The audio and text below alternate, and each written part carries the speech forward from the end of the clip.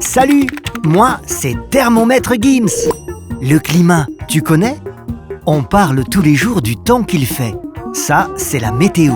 Mais le climat est un phénomène plus global. Tu vas comprendre. Le moteur du climat, c'est le Soleil. Autour de notre planète, il y a une couche de gaz, l'atmosphère. Celle-ci piège les rayons du Soleil renvoyés par la Terre et la réchauffe. Il fait 15 degrés Celsius et non pas moins 18 degrés. C'est l'effet de serre. Le climat n'est pas le même partout en fonction de la position de la Terre par rapport au Soleil. Il se définit par des moyennes, température, pluie, neige, vent, etc., sur des années, parfois des siècles, à l'échelle d'un pays, d'un continent ou de la planète. Dans l'atmosphère, il y a des mouvements d'air.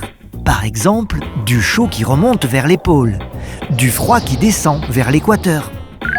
Les grands courants marins chauds ou froids ont eux aussi une influence sur le climat. Les océans, les lacs, les fleuves absorbent la chaleur du soleil et relâchent de la vapeur d'eau dans l'atmosphère. C'est ainsi que se forment les nuages et la pluie. Les glaciers et les pôles, avec leur surface toute blanche, renvoient les rayonnements terrestres. S'ils n'existaient pas, il ferait très chaud.